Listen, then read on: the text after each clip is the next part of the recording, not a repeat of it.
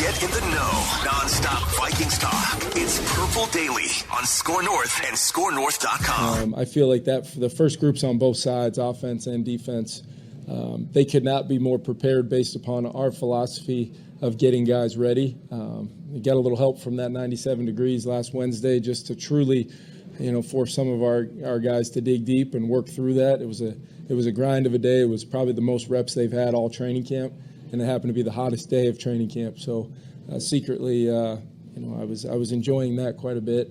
And then we came back and had one of our better days overall on Thursday in the joint work. Judd, do you feel like the grind of those joint practice days has really honed you for the regular season too, for Purple Daily? Oh, I mean, look at this. Look at this color I have. Look at this. I am now officially transitioned to football. Don't you love, though? I love how football coaches, young and old, and like you can be like, KOC communicates great with his players, unlike Zim. I secretly love how they're all sort of sadistic. Oh yeah. Like there's commonalities that just are there. Paranoia, just a sadistic, like we're thinking, man, 97 degrees and humid. This isn't good for the big guys, I mean, this isn't not KOC's. Like, I like to see what they do in this weather. We'll move practice up like 30 minutes to make it a little more bearable, but This is going to be great. Yes, exactly. But they're much more hydrated than they were, obviously, 20 years ago. I'm just saying, I think it's sadistic for any boss in a job to be like, I really like to see my employees under as much duress as possible. Yes, and then what if we light the end zone on fire? Yes, exactly. Light the goalposts on fire. Make it harder. So, we're going to get into Judd's final 53-man roster projection here. You've soaked in nearly every practice, the preseason games, and we'll go through and we'll see how close. This is like your, like the mock drafters, the Mel Kipers of the world will submit. They'll submit their mock draft. This is like your mock roster here that you'll submit to the database. Presented by our friends at TCL, which has award-winning TVs for any budget, any space, all with stunning picture quality. TCL makes more than just TVs, too. They offer mobile products, audio devices, and home appliances. And TCL brings you joy and simplicity through innovative technology. Learn more at TCL.com. And a shout-out to our friends at Federated. Federated Insurance is like having a great offensive line for your business, protecting you, the business owner, the quarterback. Federated's culture is grounded in equity, integrity, teamwork, and respect, and these are the four cornerstones that they bring to all interactions and decision-making. It has a 100-plus year legacy, Federated does, of helping businesses maximize their success through risk management. So check them out, federatedinsurance.com, where it's our business to protect yours. All right. Have you written this in pen? Is it typed? Is it laminated? It's typed. Okay. It's on my screen here. Okay. It's on my screen. 4.0. Roster projection. I think I did one. Did I do one right before this training camp started or right after it started? And I think I've done two subsequently. So this is 4.0. And there are some changes.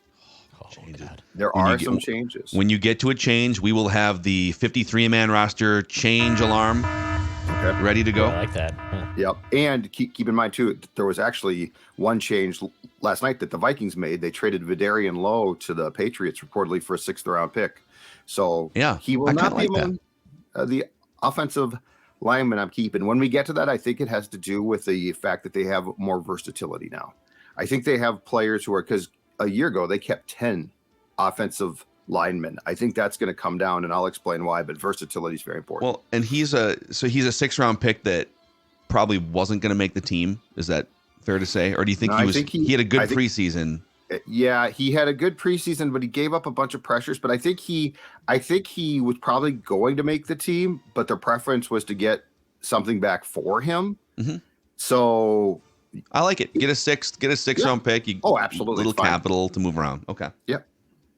Absolutely. All right, let's start on offense. And by the way, for the first time since I started this, I will not have an even split. And keep in mind, changes are going to be made now after the cut down. So the 53 is sort of what the 53 is, just a starting point. And there are still a couple of weeks, I think 2 weeks from yesterday is the opener against Tampa Bay. So there will be more changes. But for the first time in my mock Vikings roster, I have 24 players on offense being kept and 26 on defense. Oh, whoa, so I've made one change. Whoa, the change alarm. There you go. Like this is like structural change. This is a structural change, and I think it might be short term, but we'll get to it. There's a reason why I think things have changed. All right. Wow. So let's just start with the quarterback position, and I am not going to make a change here. I think it's going to be Kirk Cousins, Nick Mullins, Jaren Hall, Jordan Ta'amu signed last week as a backup to Jaren Hall in that final game against the Cardinals. And I know Kevin O'Connell talked about trying to get him some playing time and ultimately bailed when the situations became ones in which O'Connell wanted to see Jaren Hall.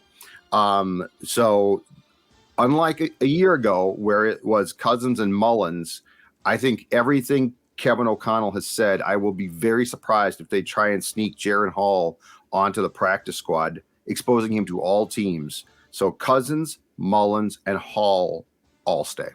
Yeah, and we did an episode yesterday, just like a 25, 30-minute episode, that the biggest chunk of it was the Vikings essentially choosing Jaren Hall and the pick, right? And like whatever the pick, the fourth-round pick they would have given up over Trey Lance.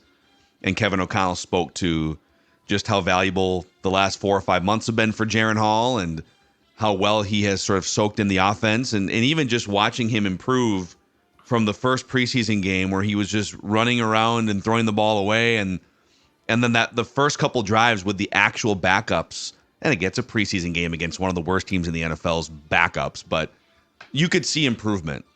So I get the decision. I would have still probably found a way to get Trey Lance on the team for like a day 3 pick, but they like Jaren Hall enough. I think you're right. He's going to make the 53. All right. Running back position, very much subject to change quickly, okay? And I debated here making a change, but I didn't. So last year out of training camp, the Vikings kept 5 running backs.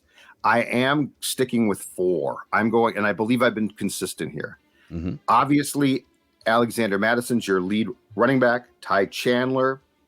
Kene Nwangwu makes it. I don't know if he's going to be eventually placed on IR. I know that they're certainly not pleased with the fact that he didn't come back. I mean, he got hurt early in camp, and he is still not back. And then, just for the sake of the exercise, I am counting CJ Ham, the fullback, as a running back. So Madison, Chandler, Nwangwu, and CJ Ham, meaning Aaron Dykes is gone, Abram Smith is gone, Dwayne McBride is gone. Obviously, McBride, ideally a practice squad guy. But the subject to change here is I think they're going to add a running back who is either waived elsewhere or a Kareem Hunt type. I don't think that the Vikings are done yet here, but I do think for the sake of the cuts, they will go with 4 initially. Nwangwu's the wild card. I don't know if you put him on IR right now or before the 3 p.m. cut down on Tuesday, his season is done. So if you're going to do that, you almost might as well cut him unless the injury is far more serious than anyone has let on. But if you put him on IR after the season starts, I think he can come back after 4 games. But I think that there is another running back coming from somewhere. I just don't think it's on this roster. Yeah. So is that something that will happen, you think, in like the next 24 hours after the cut down window starts? Like when can you start waiver claiming? Can you just start that process basically once players are cut, or how would that go? Wednesday. Yep. On Wednesday. You can set your practice squad and you can, and the waiver process, which by the way, right now works as last year's record. So the Vikings claims aren't going to be great because they're a 13-win team.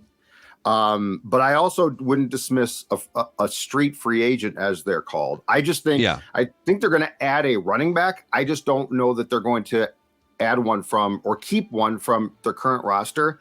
And Dwayne McBride, to me, he is just a practice squad guy. Like, he could be good. I tried to justify keeping him and I just couldn't do it. I don't think he gets claimed.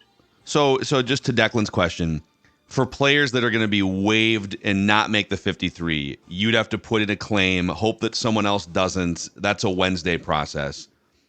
And there is a player I want to touch on there. But Kareem Hunt, who's just a straight-up free agent, you could sign Kareem Hunt today if you wanted to. Yes, but you'll probably sign him. but you'll probably try and sign him after week 1 because then his salary is not guaranteed. So you want to get through the opener and then sign the Dalton Reisners and Kareem Hunts of the world. So a name to throw out here real quick, James Robinson was just cut by the Giants, correct? Yes. He's the back that 3 years ago with the Jacksonville Jaguars kind of came out of nowhere. Was he? Okay, he was undrafted, if I remember correctly. I'm just trying to verify that. Yes, he was an undrafted free agent. 2020, runs for 1,000 yards, 4.5 yards a carry, kind of comes out of nowhere. A lot of fantasy football owners probably won their leagues because they swooped him up. And then I think there were some injury concerns, whatever, but he's a guy that is available. He's a veteran. He has experience. He has 49 catches a couple years. I mean, I don't know how much gas is left in the tank, but that's another guy that, yes, who on your team, look at like Wangu, for instance. This is my problem with Wangu. Okay. He is great at kick returning. We know that, but the NFL continues to minimize the thing that he's great at. And even so, like, he only returned 35 kicks last season. So that's 2 touches a game. 2 touches a game. And in those 2 touches a game, he's better than almost anyone else doing it. The question for me was, can he be an active participant in the offense? Is there a package of plays 3 times a game, 5 times a game? We've been waiting for it. This would have been a great preseason to see, like, can he get into a game or a joint practice and do something? We still don't know. So, yeah, I don't know. And he teased us. I mean, he teased us and the Vikings in the offseason workouts to the point where he was on the first and I believe only unofficial depth chart that they did with the 90-man roster. They put him second. They put him above Chandler. So, like, clearly there was there's something here. But he not only didn't return, he proved nothing. Like, he's not, to what you're saying, Phil, he's not a known commodity. He's not a guy who you're like, well, when you did play him, it was impressive. So, like, he had everything to gain through this camp. And unfortunately, there's huge question marks still. So, yeah, I got to think that there's going to be somebody added. They might be behind Chandler. They might be ahead. But the Madison thing, which is, which we don't know still completely, it's just you need numbers there. It's called a running back by committee for a reason. It's not so the committee can be incredibly small. So I think that there's going to be either before in the waiver claim process or right after the opener, I think there's a running back coming who's going to at least add some depth here.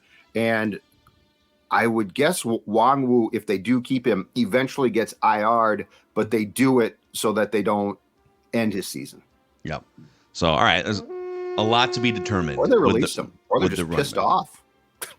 So you keep kind of alluding to that. Can you shine any light on that at all? You sense that the Vikings are not thrilled that he hasn't practiced? Jalen Naylor, for instance, came back, right? Jalen Naylor came back. He didn't rush himself. And the Vikings, here's the thing with the Vikings, especially this staff. I don't think now with injuries like this, because concussions are weird. So, like, you can say, well, they shouldn't have brought this guy back or not. And concussions are weird because you don't know as much. But with normal injuries, I don't sense, unless you guys can correct me, I don't sense the Vikings rush guys back. Now, I don't think there's like this, well, if you don't come back, and Wangwu literally has missed all of training camp. Naylor came back at the end at least. I find it interesting that a guy who had so much to prove has just disappeared. I saw him once for a walkthrough last week, and he didn't take part. He just watched. So, yeah, I think over a 30-day period, you'd think that it feels weird. Is surgery needed? Like, it feels vague. It feels vague. Exactly right. Right. All right. Okay. Tight ends. I'll make this quick. No changes. TJ Hawkinson, Josh Oliver, the best third tight end in the history of the National Football League, Johnny Munt, meaning Nick Muse is gone. Ben Sims is gone. Colin Thompson is gone. Nick Muse, I was very impressed by, but flat out, in my opinion, unless he can be traded, which again, I think, because he'll be claimed, I think that's an extremely interesting one because I would definitely, in the same way, if you can get a 6th-round pick for Vidarian Lowe, can you get a third day pick for Nick Muse? But he is completely caught in a numbers crunch, and I don't see them keeping 4 tight ends.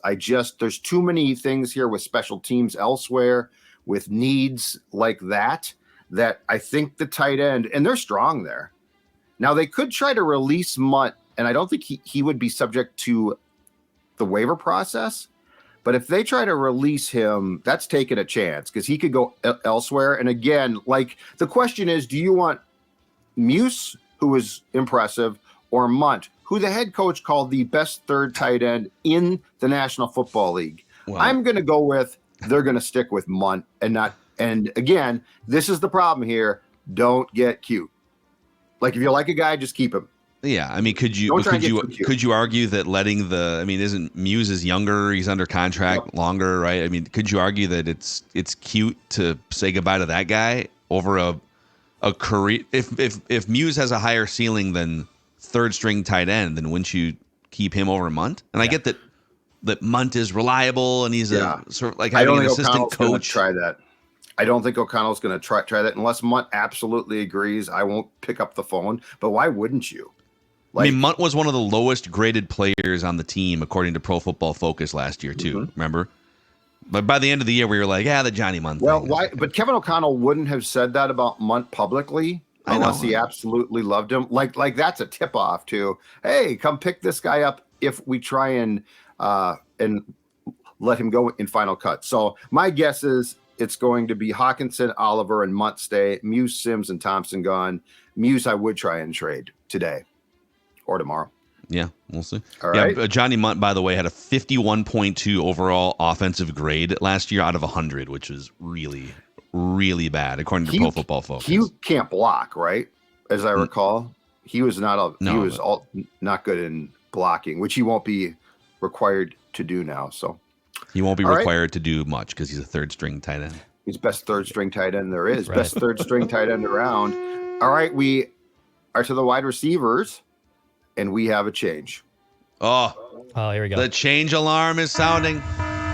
We have a sudden. Is it sudden change or just change? It's a pretty sudden change. It was made this morning. I've gone back and tweaked this thing 3 times now. So 4.0 has been tweaked 3 times. Oh man. This one was tweaked because of the trade of Vidarian Lowe to the Patriots last night. All right, last year coming out of camp in final cuts, the Vikings kept 5 receivers. I think I've been predicting in 1.0, 2.0, and 3.0 that they will stay status quo and keep 5. Well, now we're up to 6, and I'll explain why. Whoa. So the obvious locks, Jefferson, Osborne, Addison. I would argue I think Brandon Powell has been a lock for a while. I think Powell gives O'Connell exactly what he wants, which is he might not be dynamic, but he's good. He is reliable, and he'll run the right route every single time. He won't screw up, and plus he can return punts. And I think he's going to jump Jalen Reagor as the punt returner. So wide receiver 5, and I was on the fence on this, but again, he came back. This is very important. They love Jalen Naylor. Jalen Naylor had a great first day of camp. He got hurt. He missed significant time, but he came back. And I think if you tried to put him through waivers, I think he gets claimed. And I think that is something that they have no interest in seeing, which is the loss of a 6th round pick, who I think they probably feel was and might be a steal. So I don't think a offensive minded coach who knows the importance of receivers in this day and age is going to, again, get cute there. But the 6th guy I'm keeping for now, Reagor. So I was going to cut him. I was actually going to think he could be traded, which he might be.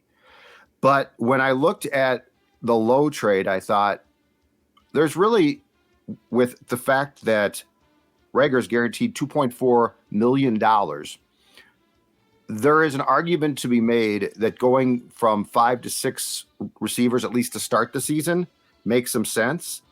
So gone are Jacob Copeland, Lucky Jackson, Tristan Jackson, unfortunately. I think he gets claimed.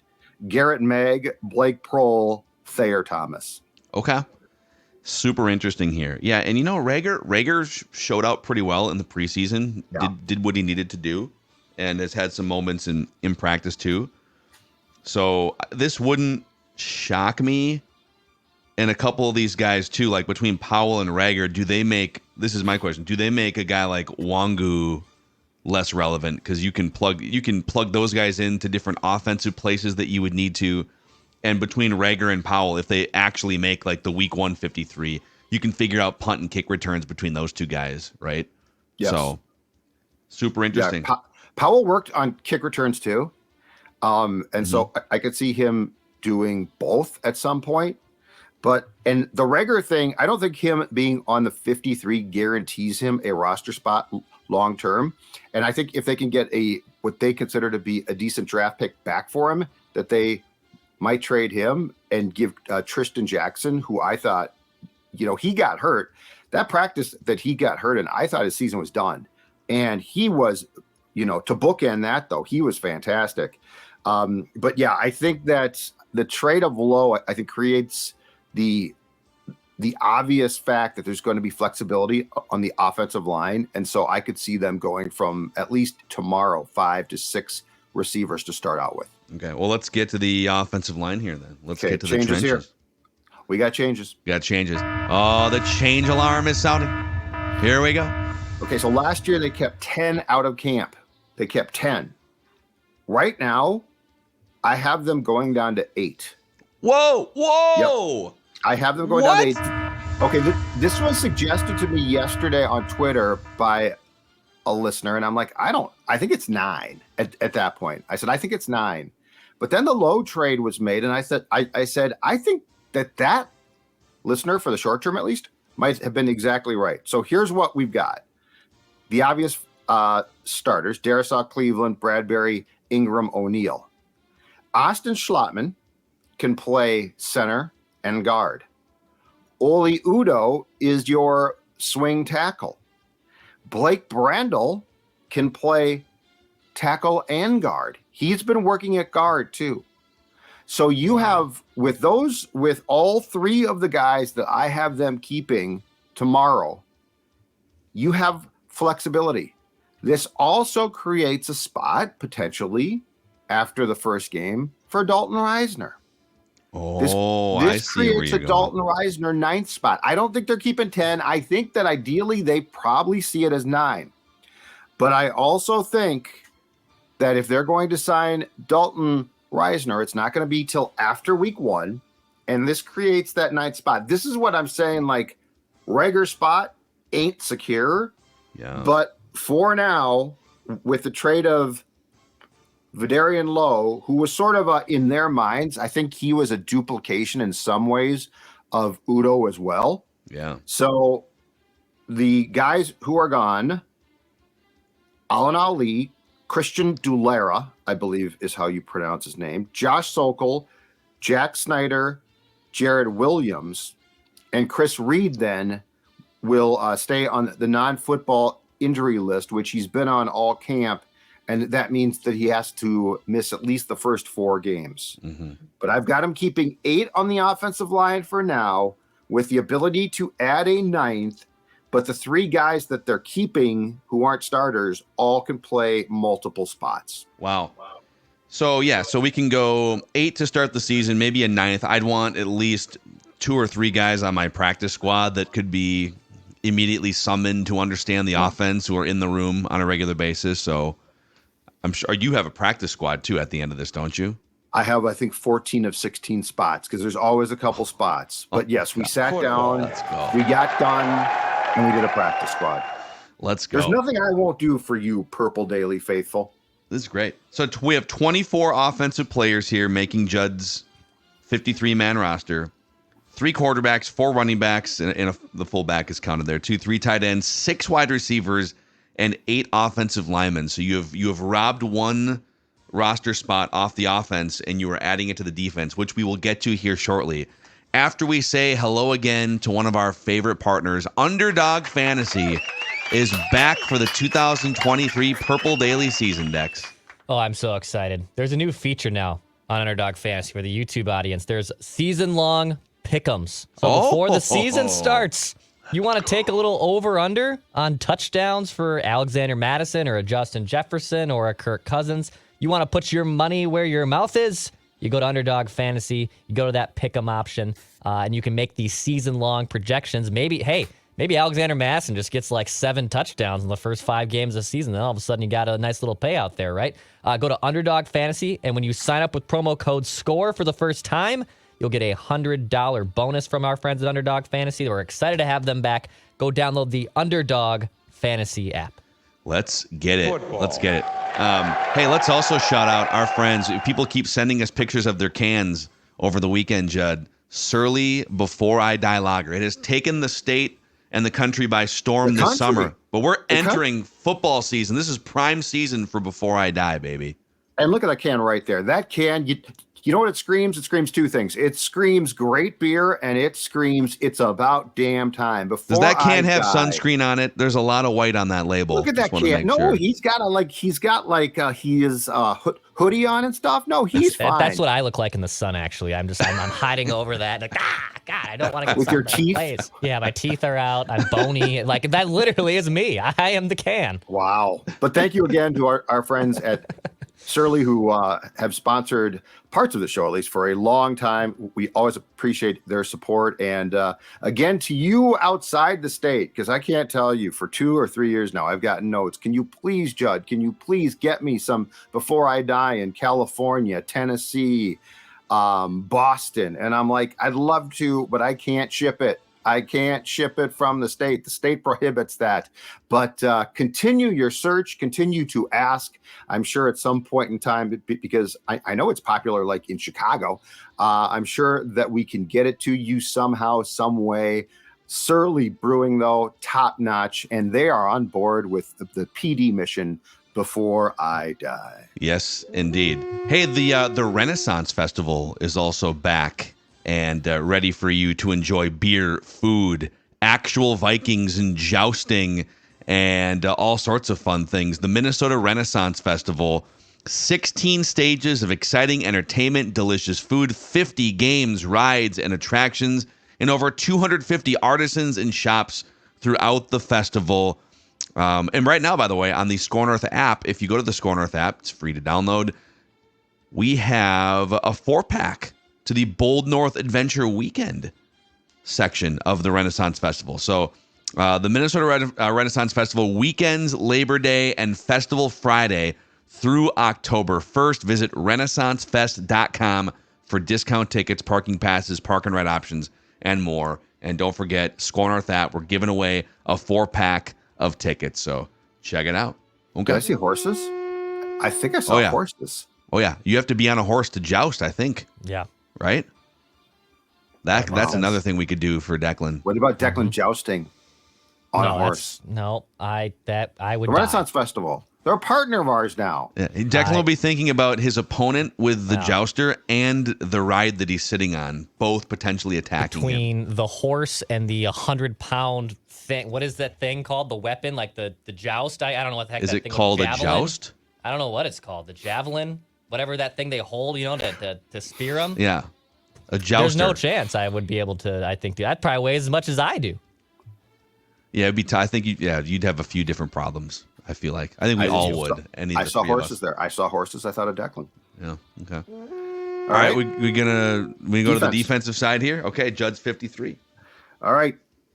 So we do have. I guess it's a little bit redundant, but what the hell? We do have change here because we're going from 25 to 26 players on this side. Structural change. We have structural change brought on by thoughts of special teams. So Matt Daniels was like, guys, you got to come on, guys, just give me a guy or two. All right. Defensive line. Last year, the Vikings kept 6. This is going to be consistent. I have them, and I think I've done this in every iteration of the 53. I have them keeping 5. Yep. Harrison Phillips, Dean Lowry, Kyrese Tonga, Juquelin Roy, Jonathan Bullard. Gone are Calvin Avery, Ross Blacklock, which is an interesting cut because he's the guy that they acquired from Houston. And I think they'd like to find a way to keep him, but I'm guessing he's gone. Sheldon Day. And I do have a change here, I guess, because I have restructured things. So for the first time, I have them cutting 2022 fifth rounder, former golfer Usezi Otamuwo and TJ Smith cut. So I have them keeping 5 and cutting 5. Okay. Yeah, it's tough because there's not a lot to work with here. I feel like this is where the Vikings run defense is going to live and die. Can Tonga play more snaps? Is Dean Lowry yes, coming over from Green Bay, right? So okay, so 5 defensive linemen. Are we going to the edges here next? Yeah, oh God, yeah, because this is where the Flores defense is going to flourish. Flores flourishing will come through these guys. Outside linebackers, I've had them keeping 5, I think, consistently. I'm staying with that. Okay. Your starters are Danielle Hunter and Marcus Davenport, Pat Jones II, Luigi Villain, who every time he plays, he just does something. Like he flashes. He's not a big guy, but he's impressive. And I think he is like the Flores, okay, this is what I want type of guy. And then the 5th guy, DJ Wanham. But don't be totally shocked if he gets traded. I think he's a trade candidate. You can't play both sides here. This is your final ironclad 53. You don't get to take credit. If he gets cut, you don't get to be like, see, I told you he might get cut. Officially, you're putting him on the 53. If he gets cut, I get no credit. All I'm saying, look, I am right now a 53-man roster forecaster, okay? So I got to play both sides of the fence a little bit. Listen, it's going to be partly cloudy here. Yep. Don't be surprised if there's a tornado. Yes. Okay. Yes. But it looks like it's going to be pretty sunny all day. I'm just saying, my prediction is it's going to be sunny, but there might be an F5 tornado that rolls through your neighborhood. No, that's a bunch of crap. What I'm saying is that just, you know what? There's a little high pressure Wanham system over here that could cause some changes. But as of now, he doesn't generate a lot of pressure, so I know you're. You guys are terrible. I think it's a low pressure Wanham system, quite frankly. Hunter Davenport, Wanham, Jones II, Luigi Villain are my 5 guys I'm keeping, and just be aware that there's a little system, a Wanham system developing that might cause some change. I wish it was high pressure. You make it easier to put him on the 53. Okay, gone are Junior Aho Benton Whitley, who actually flashed a bit. I thought he played well on Saturday. And I guess the biggest surprise, Andre Carter II, who received $300,000 guaranteed and a $40,000 signing bonus as a UDFA, but did basically nothing. Yeah. Like he didn't stand out in games. I don't think he stood out in practices. I don't think he'll be picked up. Yeah. I mean, he just didn't put, as far as I can tell, nothing on tape. Yeah. So I guess it's a surprise given what he was paid, but it's not a surprise considering what we saw production wise, which wasn't much. Cheap plug. Purple Daily on draft later today. Biggest winners and losers from Vikings training camp. And I have a feeling that Ivan Pace Jr. might be in the loser category for not making the most. Not Ivan Pace? Excuse me. Not Ivan Pace. Andre Carter. I was looking at Ivan Pace on my screen. Terrible transition. I was like, wow, that's a terrible tease. Terrible tease. I'm not going to watch that If show. you want the hottest take of the entire preseason. That's it. Tarkington, bottom 2 Viking quarterback of all time. And I'll tell you why next. I'm Purple Daily on draft. I'll tell you why KJ Osborne will have a better season than Justin Jefferson. Phone lines are open. Mm-hmm. Okay. All right, so 5 edge guys saying goodbye to Andre Carter. Okay. 4 inside linebackers, same as they kept last year. I'm going to have it be the same. And keep in mind too, there's a big potential for change here on the roster construction by position numbers, because it was Donatel who ran a very different and not effective system a year ago, and now Brian Flores. So there's definitely a possibility. But inside linebacker, I'm going with Brian Asamoah, Jordan Hicks, Troy Dye, and of course, Ivan Pace Jr. That means Abraham Beauplain is gone. Wilson Huber is gone. I actually think he flashed at times. I liked him. Tanner Vallejo, who they signed during camp, who is a special teams ace. I don't think he makes it. And the one that was tough to cut here, because I thought that he was impressive, and He's the guy that recovered the fumble on the Jay Ward sack early in Saturday's game. Mm-hmm. Inside linebacker Troy Reeder, who I liked a lot, but I can't find a way to keep him unless you release Dye. And Troy Dye has been a really pretty damn consistent special teams player. And it's my opinion in training camp, his play at linebacker went up a tick. So I'm going to keep him and cut Troy Reeder, who I think will probably be claimed. Okay. Yeah, there's a lot of uncertainty in this position group here. And I do wonder if someone flashes on waivers, if there's a move here, but we shall see. Okay. So we've got 14. We need 11, 12 more defensive players. Well, and you're about to get them. Okay. You are about to get them because we're going to go to safety next. And gentlemen, buckle your seatbelts because we got change. More change. The change alarm is back. Yep. Okay. Are we just going to keep 12 safeties? Is that what we're going to do? We don't have 12 safeties, but we did have 7, and 6 are going to make this team. Last year, They kept 4, but there's a couple things to keep in mind here. One, Flores is going to use 3 safety packages a lot. He's going to use safeties as inside linebackers at times. He is going to deploy his safeties almost as I would call them the most positionless players on this team. Or the least positionful players. Or wait. The most positionless. Yeah, they're positionless because they're the least positionful. We call them safeties, but they're not safeties. Whatever you want to call it. Let's just dub it versatility, Viking versatility, because that's what these 6 are going to bring. Harrison Smith, obviously. Cam Bynum, starter, obviously. Josh Metellus going to be used a ton in 3 safety packages, but he's going to be used a ton as a safety, but also as a hybrid linebacker again. We know he's going to play. Lewis Cine is hurt now again. He didn't play in the game on Saturday because I think he injured, it looked like a groin last week on Monday, I think it was. He slipped.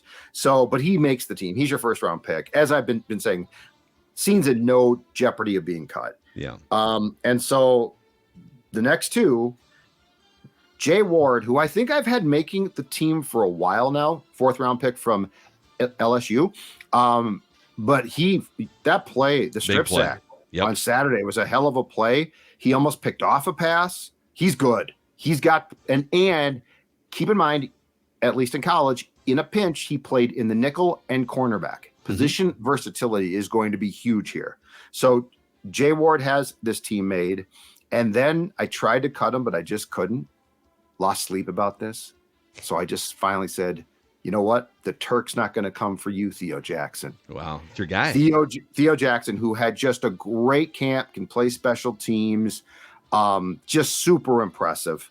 So the only guy who's gone is the poor guy who I believe O'Connell picked up last week, familiar with their time together, I think with the Rams, Jake Gervais. I think he played every defensive snap, that poor guy. And then said, I'm sorry, but it's nothing a few beers won't cure. Well, you know what? The Vikings should give him about 6 cases of Before I Die from Surly because he did them a solid, but has no chance to make the team. Interesting. Yeah. I mean, this is it's an interesting group, and it's full of versatility in terms of, so Ward and Bynum are guys who in college, and they're, a few years apart. Like you said, they both have experience as cornerbacks and as safeties. Lewis Cine has shown some really interesting stuff at times, but feels a little bit chaotic. And then Harrison Smith, man, if Harrison Smith's body doesn't give out in his mid-30s here, this could be one of the better Harrison Smith years of his career. There's probably some prime years under Mike Zimmer that you would put on the top shelf, but could this be a resurgence for him? And then Metellus, another versatile guy, and Theo Jackson was one of the best, like, Mr. Mankato candidates of the preseason. So, yeah, tough to cut some of these guys. Can't do it. Won't do it. Yeah. Can't do it. Won't do it. All right. That brings us to the cornerback room here. Huh? Yes, and this is where there has been change, and so there's going to be. This is where the extra guy actually comes from too. All right, so 6 safeties, which was a change, but now we're going to go with what they did a year ago, 6 cornerbacks. Okay.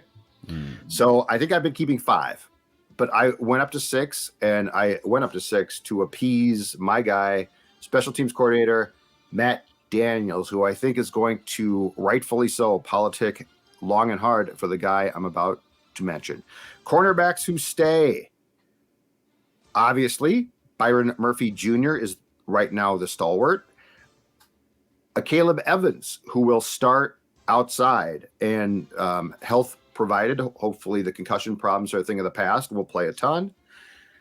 Joanne Williams, lanky corner who started camp actually as a starting outside corner. He has lost that job now, but I think he still makes it. Mekhi Blackman, a 3rd round pick who took over for Joanne Williams during camp, injured his shoulder at some point. I think he's okay now, though. I think he's fine.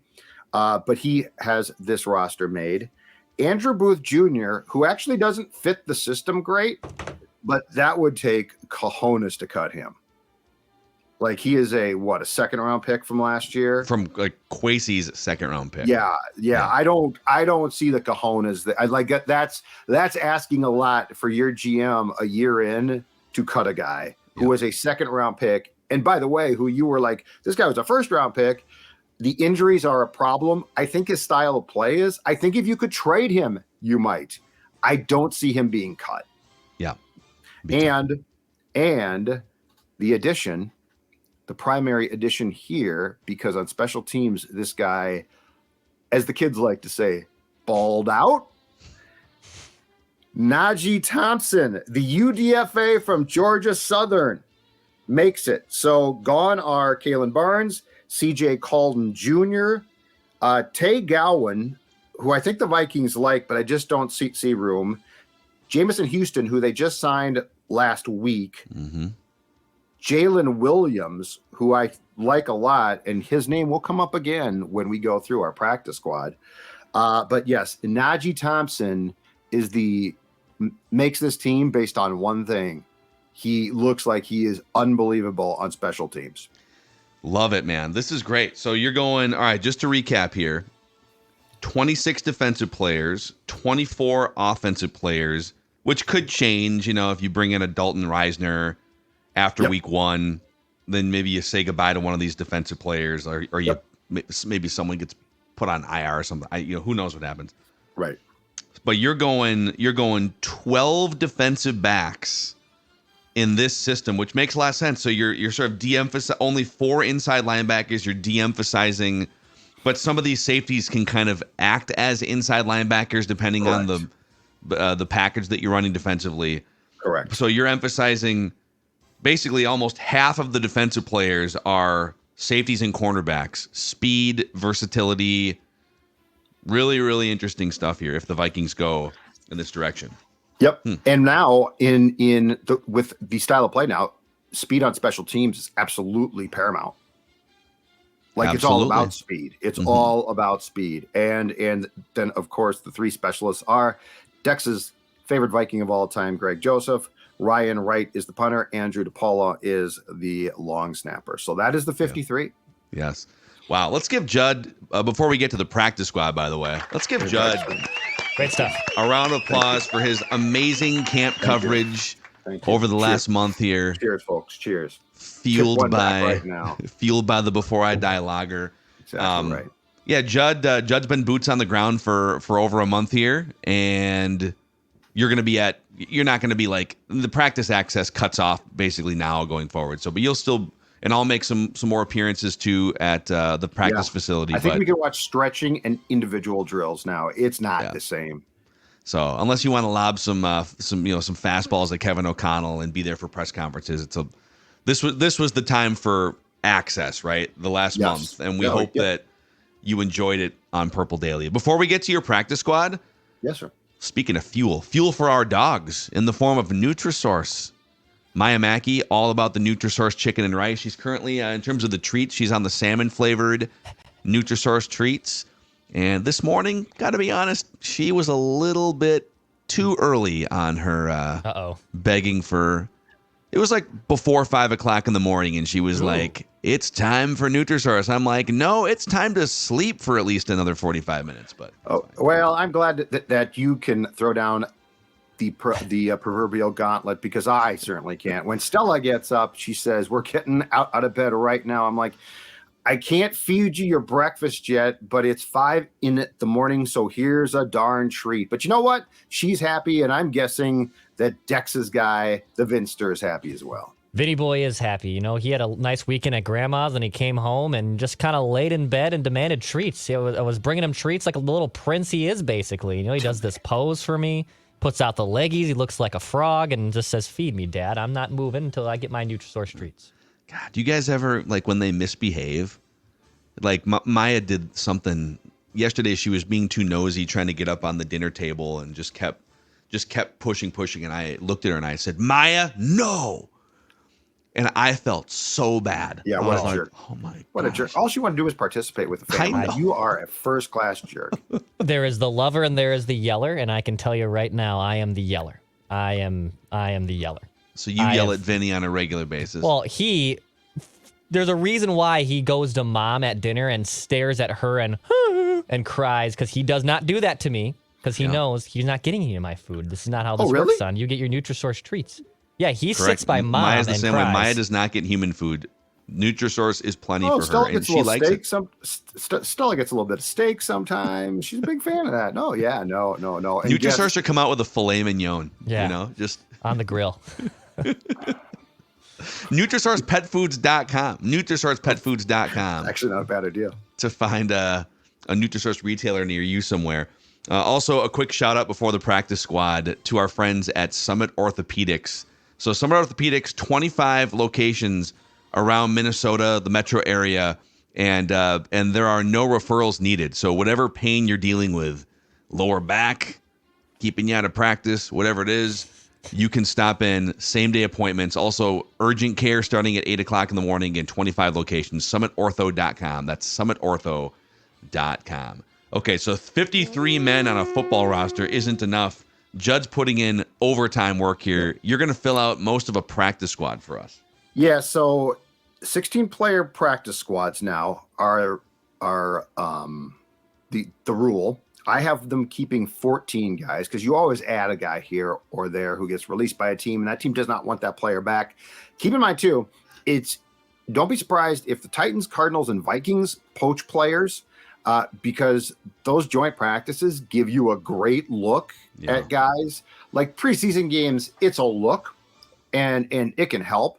But I think the joint practices, you really get to see, sort of probe how a player approaches things in practices and things like that. So one, don't be surprised if these teams actually cherry pick from each other's rosters, practice squad wise. The other thing too is the practice squad has changed. So now it can be X amount of vets. Like, it's a different world than it was 5 to 10 years back. But what I have here is 14 ideal names from the Vikings' current roster that, in a perfect world, for the most part, all young, they keep. Okay. Yeah.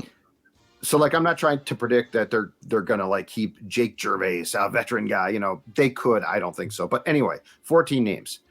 And as Phil said, one of the important things here is you need to keep for sure some offensive linemen. Yeah, like this is where this is where you create depth that you can use in case of emergency break glass. Alan Ali, a center, I think he might stick. Like, he's a perfect practice squad guy. You bring him back, he gets to work, blah, blah, blah.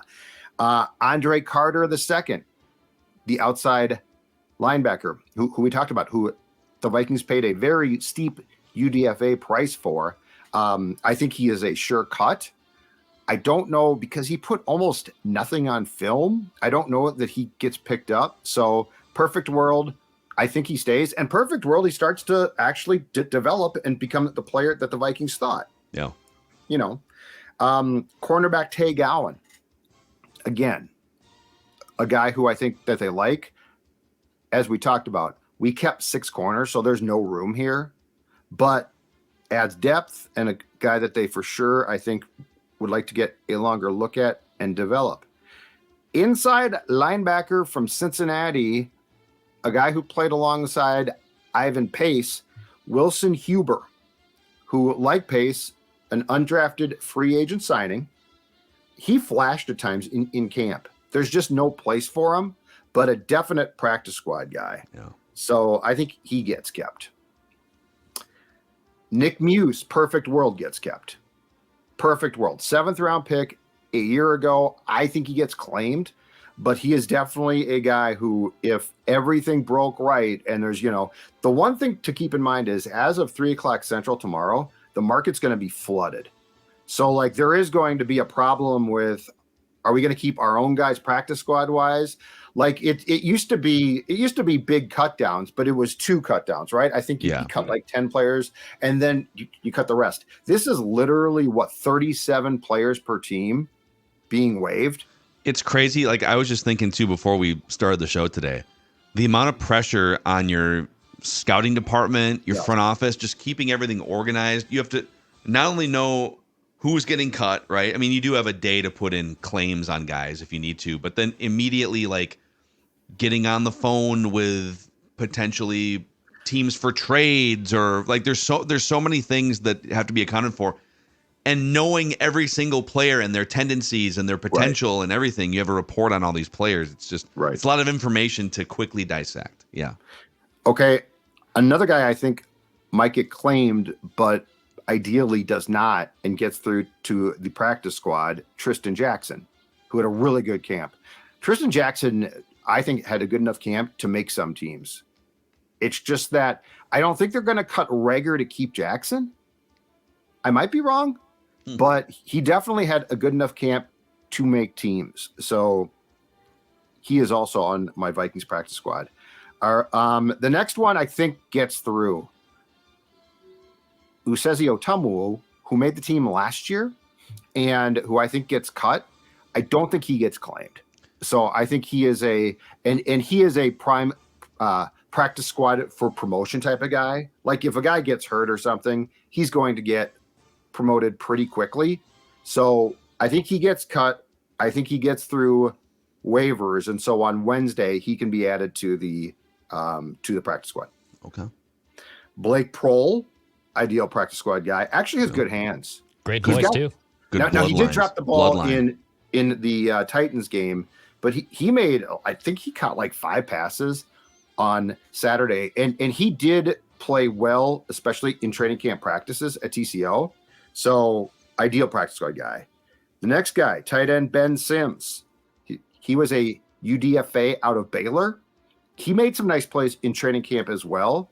Decent hands. So I think he's a practice squad guy. Back to the offensive line. Josh Sokol, center and guard. I briefly toyed, I think in 3.0, I actually put him on the 53. I think he was the 9th guy. So I'm cutting him now. I think he was on practice squad throughout the course of last year as well. Josh Sokol. Outside linebacker, Benton Whitley, who again flashed a bit. No, I don't think he flashed enough to be picked up, but he flashed enough that he is a great guy to stash there and probably just try and get your defensive staff to develop for the next season. Yeah. Offensive tackle Jared Williams, and then UDFA out of Indiana, a guy who I think actually played pretty well in the Seattle game. Jalen Williams from the secondary makes it. So he's a practice squad guy too. I lied. It's 13 because I originally tried to get Najee Thompson through to the practice squad, but then I kept him. Yeah. So he's going to be on the 53. So that's 13 of the 16 spots filled. There will be, I would guess, for sure, 1 or 2 guys picked up from different teams. And don't be surprised again if they actually pick up a practice squad guy on Wednesday from the Titans or Cardinals, because they got a really long look at those guys. And there might be a thing, especially with the Cardinals, where you just think that they're sort of incompetent. And so you're like, okay, they didn't necessarily see this from this player, but we did. So there is your 13-player practice squad. Wow. There is. Holy cow. That's 66 football players. Judd just broke down 66 players out of the 90 in camp. And we have an update on another guy Declan just sent us this tweet here from Ben Gessling, Star Tribune, that Vikings guard Chris Reed, who's been on the non-football injury list during training camp, reworked his contract late last week for a second time this year. Reed will now get a base of $1.165 million fully guaranteed. He'd been at $1.4 million previously, so they save was $600 guaranteed. So he gets a fully guaranteed contract. He's good. I was told a week and a half ago that he was really close to returning. I think, is it possible that they redid the contract? Would they put him on IR for the first few weeks of the season and then he comes back after that? Like, he's not out for the season injury wise. So he started camp and remains on the non-football injury list, and I think they can leave him there. And I believe that will mean that he has to sit out the first 4 games. So you wouldn't take him off that list, because if you take him off that list now and put him on IR, his season is done. Yeah. So my guess is that they just allow him to sit there, and by the end of the year, his contract $5. Yeah. Hey, Chris, we'd love to have you here. So, how about we give you a 10 spot? Actually, cut that to a 5 spot, and you just are on the roster. It's sort of cool. Yeah, listen, Chris. Yeah, we're gonna need to. He's the new Chad Greenway. They're just keep going back. We need another $1 million somewhere. He's the new Milton. He's in the basement. Told me I could keep my stapler. That's my guard position. They told me I could keep my guard playbook. My playbook. My iPod. Amazing. So there it is. I don't know how many more players you want Judd to break down, because I can't do any more. That's a lot right that's there. All I got. We're gonna say goodbye here so we can get this episode up before the cuts start leaking out. And then we'll do like a morning recording on Tuesday, and then Judd, we'll do a post 53-man roster or post cut day recap, probably live on the Purple Daily YouTube channel on Tuesday. So be on the lookout for a couple of things there. We just want the Vikings to win a Super Bowl before we die here on Purple Daily.